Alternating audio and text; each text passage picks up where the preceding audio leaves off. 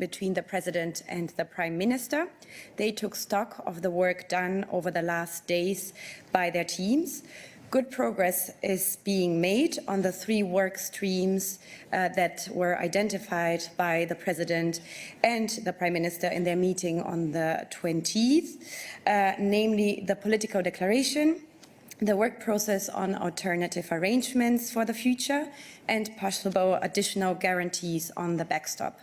The President and the Prime Minister agreed on the need to conclude this work in time before the European Council on 21st of March.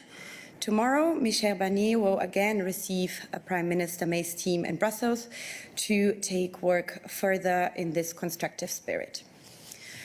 Is there anything else that we can help you with today?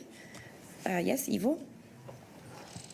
From Korea, Austria, talking about a possible prolongation about Brexit. So has the Commission ever made clear how long that prolongation could be, 3 months or 2 years? Is there any clear opinion on that? At the moment, we're not talking about a prolongation. I've seen press reports, but this is pure speculation.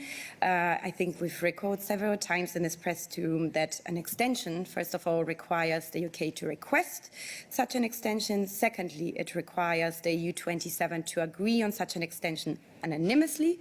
Neither of these two has happened so far, which is why our working assumption remains that the UK is leaving on the 29th of March 2019.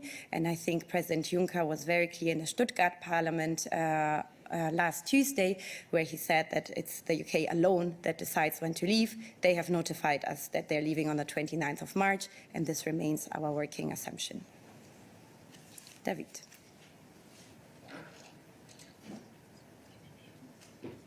Merci, Mina. Thank you, Mina. Thank you very much. Hello, Mina. Thank you. About this readout you've just given us about this meeting between Prime Minister May and President Juncker. So you say that those works, those negotiations have to be concluded by March 21st. By March 21st by the European Council, but which is probably going to last between the 21st and the 22nd. That is 8 days before Brexit. Now, the withdrawal agreement has to be approved by the House, by the British House, while I can accept that this can be organized quite swiftly. But this has also to be agreed, approved by the European Parliament. And then the rules are a little bit more cumbersome. So what about the deadline? Can this be done at such short notice? And then there must be ratification by March 29th. So do you think all this can be packed in those few days with such short deadlines? Or do you think that there will have to be an extension? Upon, because as I explained, we are working on the assumption that the Brexit is happening on the 29th of March. We are working on the assumption that this happens with a withdrawal agreement.